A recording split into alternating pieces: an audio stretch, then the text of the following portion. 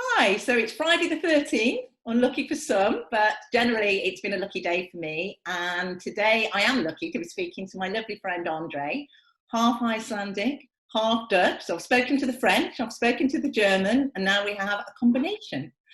So, hi Andre. Hi. So I've known you in the past from working for some of the luxury brands. You've worked for Wyndham, Savoy, Jumeirah, which is where I knew you from lastly. We worked really closely together in both London and Dubai.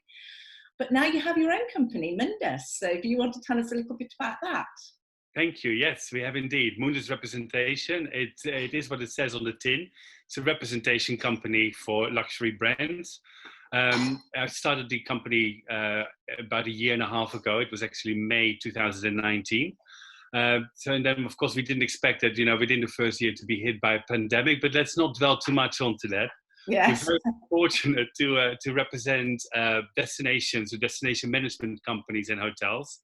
I started the company with Wayne Redman, who is my business partner, and the obvious choices for us are we have at the moment Designer Incentives India, who looks after India, Sri Lanka, Bhutan and Nepal.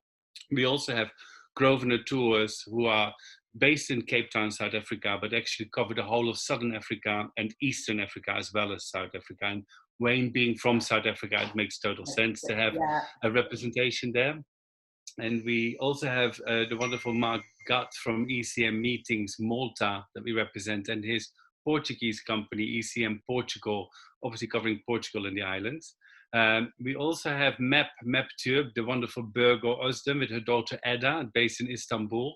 And then we will talk a little bit more about Turkey later on in this conversation. But last but not least, we also have Viceroy Hotels. We represent all the hotels for Viceroy, mainly based in the USA, Mexico, and in St. Lucia, Sugar Beach. Excellent. And we did have a chat about Malta and Portugal yesterday, so we did cover them off yesterday, didn't we? Indeed, yes. So today we're focusing on Turkey. So you've recently been there. So you were back obviously before lockdown, but tell me, how was the experience at the airport and how was it to actually step into a hotel again? It was like, it's a bit like riding a bicycle. Certain things you never forget, and these endorphins come straight back at you. But we had a very, very smooth flight with Turkish Airlines. They were very kind to us. The spacing in the actual plane was like the middle seats were all empty, so everybody had some space around them. We arrived in Istanbul, which was a very well organized airport. Same as like obviously when we left here, Terminal 2 from Heathrow. It just goes a lot smoother and quicker, and you're very conscious of what you're doing because of course you're wearing your face mask. Yeah. When we arrived in Istanbul, we were picked up by our DMC and we were escorted to the Four Seasons Hotel on the Bosporus. Oh, lovely. Yeah. Of course, a very nice place to step into. And whilst our luggage was being sanitized and sort of like cleaned with a cleaner, we sort of checked in.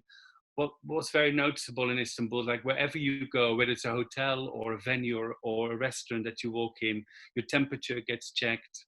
Face masks are, a must. You have to wear them. When we walked into our bedroom, into our bedrooms, they were properly sealed and cleaned. There were care packets left behind for hand sanitizers, face masks, and just in general, sanitizing gel bottles left behind everywhere for you. It just gave a real overall impression of being safe. And on all the side inspections that we did, the main priority was to make you feel safe before we start the actual site inspection. And I thought that was wonderful, really, really wonderful. Yeah, I love Istanbul because it's one of those few destinations that still have a real sense of culture, doesn't it? All the markets, the streets, the hotels, there's still a real feel of the actual culture of Turkey. Absolutely. And I find it fascinating that it is like a dual destination between Asia and Europe, just across the water. And there's so many beautiful hotels. But I know you went and saw a few. So was there anything new? Anything new? No? And There was indeed. There was splendid. I mean, it's a metropolis city. It's the largest city actually in Europe. Did you know that? yes, The yeah. largest. It's 20 million people. So it's completely evolving all the time. And from a new product point of view that we saw that might surprise you a little bit, coming with a background of very much 5-star.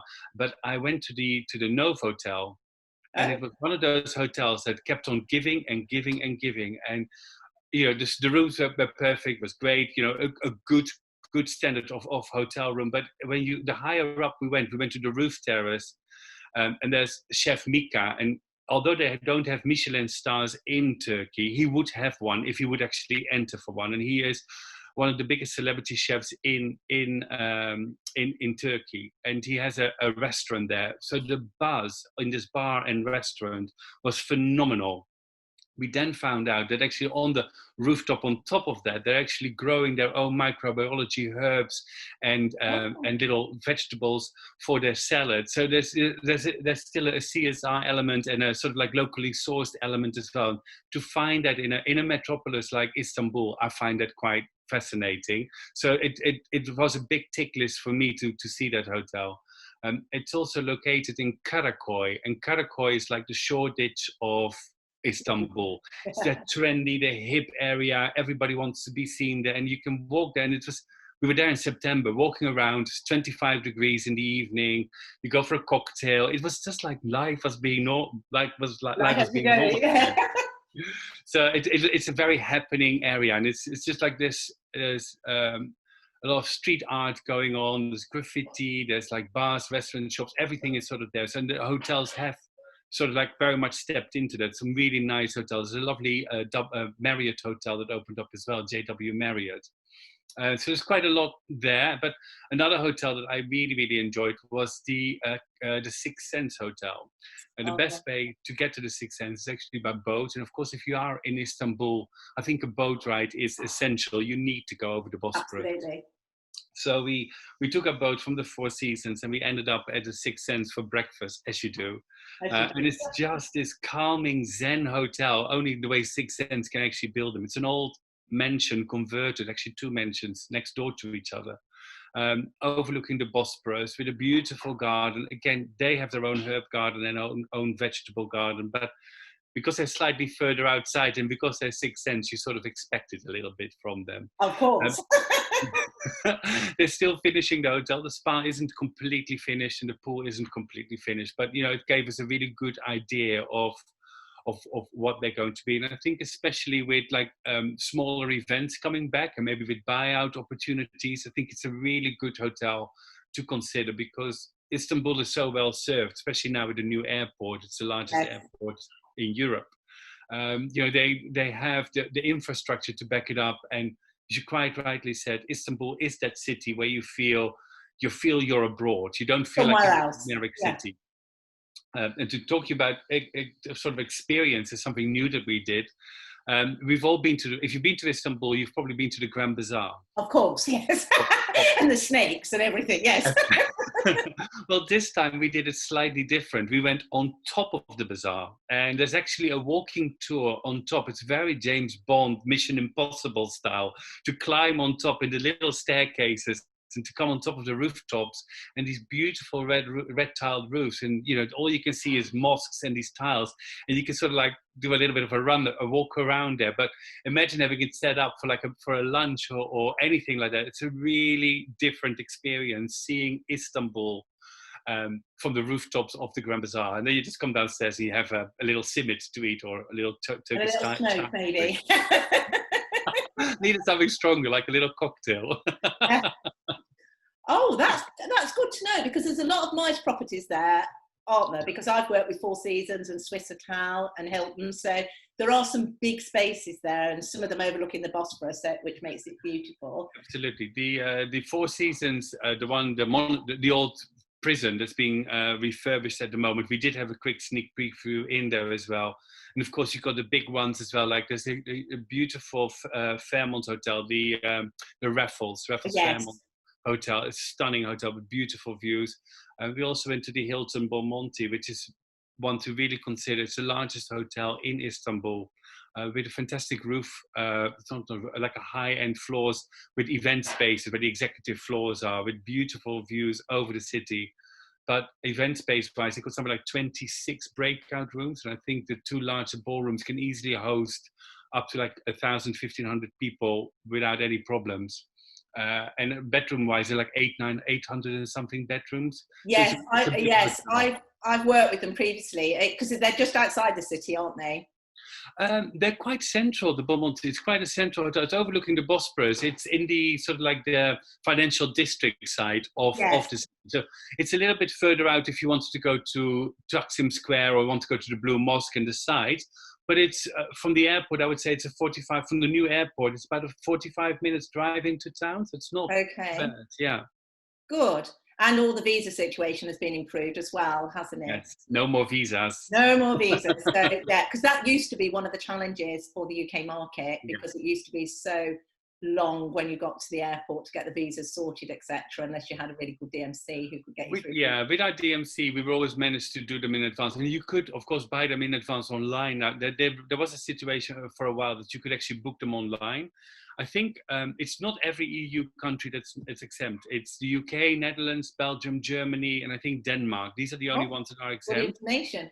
But there are still a few that still need a visa to enter. But you can either book it online beforehand and then you can print it off and take it with you, or you can buy it at the airport. It's always advised to do it in advance because of course there could be a big queue of maybe Ukrainians in front of you. Yes. And one of the places we're going to talk about next is somewhere I've always wanted to go, and I've always thought about it as a leisure place or an in-centre place, which is Bodrum. Yes. And I know you know a lot about Bodrum because you spend a lot of time there. So a lot of the hotels, a lot of the major chains have opened up there. So obviously it is up and coming.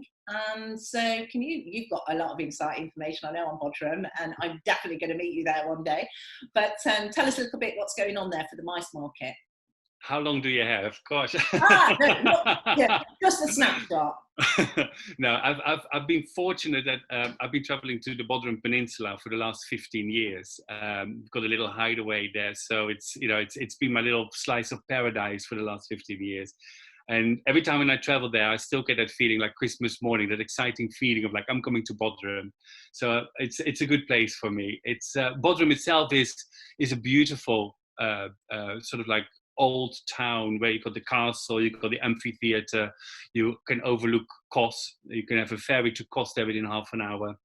So it's a beautiful city, but it's mainly what has developed on the actual peninsula itself. So although they call it Bodrum, it might not always be in Bodrum, but sort of like the Bodrum Peninsula. So we are in a little place called Gumeshluk, and Gumeshluk means Silver Bay, and Gumeshluk is between Bodrum and Jalikavak. All these names mean nothing to you, but I know they don't, and they sound very difficult to pronounce. I'm not going to even attempt that. Jalikavak has one of the largest yacht marinas in Turkey, certainly in Europe, and it's on par with Capri, Puerto Banú, or Saint-Tropez. A berth for your boat there starts at 36 meters. So it's only gin palaces that can go in there. And the likes of Abramovich moor there the whole summer and go there. And the beautiful thing there is that you've got all your lovely places like your Cipriani, and you've got your Nobu, but then you also have like the little restaurants where you can still have lunch for £3 and it's equally good. It's great. My grandmother. Don't you? Especially at the moment. And the hotels have very much clicked onto this area as well. It started with Matsakichi. And Matsakichi is a boutique hotel, about 75 rooms. It started much smaller, but it's been added on to. And if you go to Matsakichi, it's, the cars there, all the beautiful people from Istanbul, but also the beautiful people from around the world that go there. And magnums of a Whispering Angel and Moët Chandon are, coming out the bar non-stop. It's a very a Playboy's paradise, so to speak. I need to get there. It's a great place. We absolutely love it. It's very nice individual bedrooms that they have. It's a stunning individual hotel. But the likes of the Edition have opened up. The Mandarin Oriental. Six Sense has opened up. The Four Seasons is about to open up today. So we have some phenomenal hotel stock. Kapinski. I mean, the list is very much numerous, so to speak. we one hotel in particular that I quite like to highlight is the Bodrum Somoza. Somoza Hotel is part of the Hilton collection. It's a non-branded Hilton collection. And that hotel started as a Nikki Beach hotel, and then rebranded this year into a Hilton. And it's just, the location is superb. It's really close to the airport, easy to go into what we call Torba Bodrum, so it's another side of Bodrum, and it's a really beautiful part. They got the hotel itself is, they've got, of course, being an ex-Nikki Beach, they've got a fantastic beach club there. They've got a water park nearby. It's just a really, the hotel itself is very well geared up for today's travelers, so to speak. They made us feel very safe and very welcome when we went for a site inspection there. It's lovely. It's a really nice hotel, but also the addition needs a little highlight because they are location-wise perfectly located. And the beautiful thing is what you can do on that area. Like, one of my favorite activities is to take out a gullet boat, which is like one of those big Turkish boats. And you can even do it overnight. You can go around the coast, and just to see the coastal sides, you see the islands, you can moor at little private beaches, you can set up a lunch on a private island if you want to. You know, it sits very much like how today's traveler wants to travel, where we are a little bit more careful what we choose. You know, we don't want to go with the masses, we don't want to be overcrowded. Maybe we won't go with 100 people, we might go with 25 people. We want to do something proper and exclusive, and I think it's nice for an incentive as well to do a 2-center with Turkey. Absolutely. I think the Bodrum Peninsula very much leans itself for it. And last but not least, I know they don't like me saying this, but because it's not Euroland, they work with Turkish liras, and they're very much in our favor. So it's a very affordable destination for us. Yes, and I'm probably a little bit too late to buy my piece of paradise. The minute you see all the hotels going in there, you're thinking, oh no, why didn't I get in there before? Because I knew how much you loved it. We've spoken about it many times. Exactly. No. But it's good because it will open up flights, and airlines, won't it, to fly more regularly there, with hotels being there too. So a big insight into Turkey, Istanbul and Bodrum. And so I guess the next time I'll see you, we'll be chatting about South Africa with Wayne. Absolutely, yeah. My business partner Wayne is actually in South Africa, and I told him not to come back, and he has no intention of coming back. They're just about to go into their summer. So yes, he'll be delighted to give you a nice update on South Africa. And he probably won't have a boring white background like me. He probably gives you something to make you green with envy. But he's looking forward to see you virtually. I know. Well, as you know, a big part of my heart is in South Africa, so I would normally be there in January myself. And given the new news on the government allowing travel to South Africa, I might yet get there. Absolutely. It's opened up for its international travellers. The whole country is open. Yes. So I am so excited we might get there. So, but whilst he's busy sitting in the sun, you've been busy too, like all of us. We've all had to spin on our head, and you've been making wreaths. And you do a lot of floristry anyway, don't you? I mean, you've helped us out with flowers in the past, but you've been doing online virtual wreaths. So I'm going to have a little plug here for you and for your new company that you're doing this for.